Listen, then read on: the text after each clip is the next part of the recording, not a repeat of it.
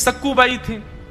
सक्कूबाई कथा आती है कि वो बड़े अच्छे भक्त परिवार में जन्मी थी, पर उनका विवाह ऐसे दूषित खानदान में हो गया।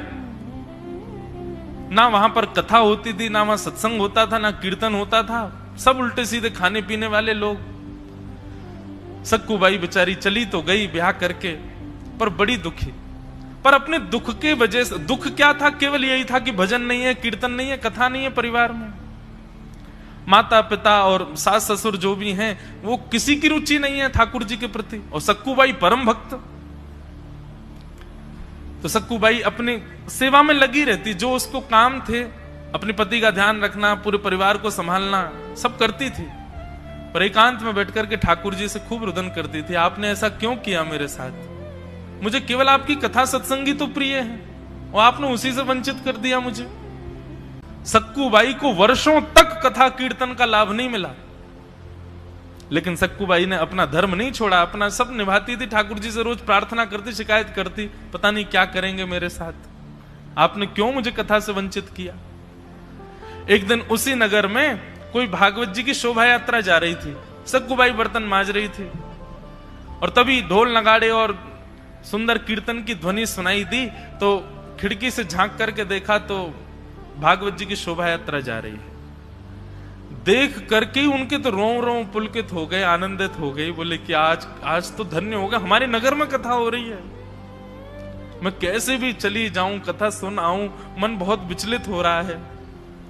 कोई बात नहीं, सास से जाके प्रार्थना करूंगी, मान जाएगी। अपनी सास के पास गई और जाकर के कहा, मां, मैं इतने दिन हो गए, मैंने कभी कुछ नहीं कहा आपसे, पर आज मैं आपसे कुछ कहना चाहती हूं।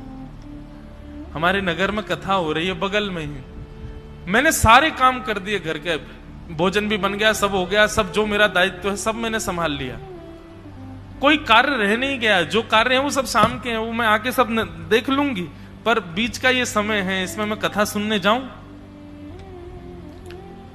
सक्कूबाई की सास तो सास ही थी, जिसके आने से सांस रुक जाए वो असली सास है। सक्कूबाई की ऐसी सास थी, वो तो निष्ठुर होकर के और अपनी छड़ी लेकर, अच्छा क्या कथा वथा सुनना है, कुछ नहीं करना, जाओ चलो आराम कर लो, काम हो गए तो, लेकिन ये सब कथा वथा कुछ नहीं सुननी है। ऐसा कह के डांट दिया, सक्कूबाई बेचारी चली गई। फिर रोती रही और एकांत में जाके आज तो इतना रोई, ठाकुर जी को इतना डांटा, इतना सुनाया। बोले आपसे धन संपत्ति थोड़ी मांग रही हूं, आपसे कुछ और थोड़ी मांग रही हूं, कोई सुख समृद्धि मांग रही हूं, आपसे केवल आपकी कथा मांग रही हूं नाथ, वो नहीं दे सकते आप? क्यों कर रहे हैं इतना मेरे साथ? और मुझे तो ऐसा लगता है कि 7 दिन में अगर इनकी कथा में मैं नहीं पहुंची, मेरे प्राण निकल जाएंगे और आप जिम्मेवार होंगे मेरे प्राणों के निकलने के। मैंने कोई शिकायत आपसे और किसी वस्तु की नहीं की, केवल आपका लीला सुनना चाहती हूं। उनका वह आर्तनाद, उनका वह करुण क्रंदन, ठाकुर जी मोहित हो गए। भगवान सास का रूप धारण करके सक्कूबाई के पास आ गए, और जैसे उनकी सास चलती है, जैसे बोलती है, जैसे भौं अपनी मरोड़ के रखती है, वैसे ही बिल्कुल ठाकुर जी बन के आए। और सक्कूबाई से आगे, सक्कू, बोले हाँ जी मां, आज्ञा, तेरे को कथा सुनने का बहुत मन था ना, चल सुन, एक काम कर, चली जा, लेकिन सुन समय पे आइयो, वापस आ जाइयो, और सुन वहां प्रसाद मिलेगा ना, और लेके आना मेरे लिए भी। सक्कूबाई बोली, मैं सच में जाऊं कथा सुनने? बोले हाँ जल्दी जा।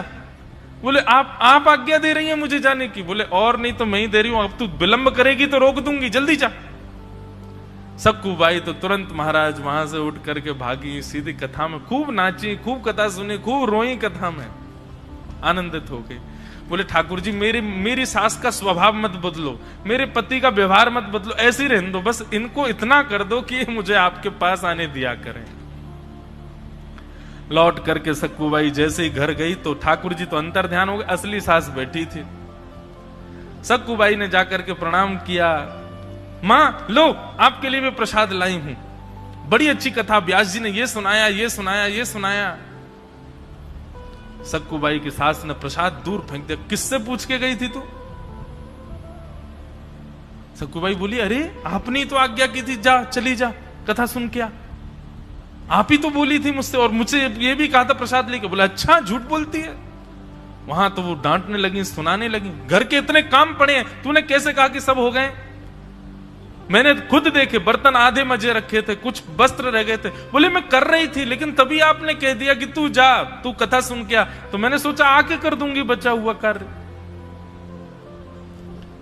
सक्कूबाई की सास खूब नाराज हुई, बोले कि पता नहीं क्या हुआ, इन्होंने आज्ञा दी, खुद ही डांट रही है मुझको। भीतर जाकर के वो दिखाने लगी, देख बर्तन सारे यहां पर झूठे रखे हैं, तेने माजे नहीं। सक्कूबाई बोली लेकिन यहां तो एक भी बर्तन झूठा नहीं है। सास ने जैसे देखा तो वहां तो सारे बर्तन धुले रखे थे, कोई भी झूठा नहीं। बोले अच्छा बर्तन धुल गए? सास खुद सोच रही है अभी तो झूठे देखे मैंने। दूसरी तरफ जाकर के बोली अच्छा देख यहां पर वस्त्र सारे बिना घी लगाए रखे हुए हैं। बोले नहीं, वस्त्र तो सारे घी लगा के रख दिए, देखो। सास बोली अभी तो मैंने ऐसे देखे थे, ये किसने किए? सक्कूबाई का नेत्र बंद हो गए और आभास होने लगा कि जब पहले सासू मां आई थी तो पता नहीं क्यों मुझे विश्वास ही नहीं हो रहा था कि आज्ञा कैसे दे सकती हैं, और जब मैंने उनका स्पर्श किया था तो मुझे बड़ी कोमलता का अनुभव हो रहा था। कहीं ऐसा तो नहीं श्री कृष्ण को मैं इतना डांटती हूं, इतना सुनाती हूं, वही तो नहीं आए थे कहीं? और ये सारे बर्तन धुलना और सारे कपड़े तय करना ही कहीं कृष्ण ही तो नहीं करके गए?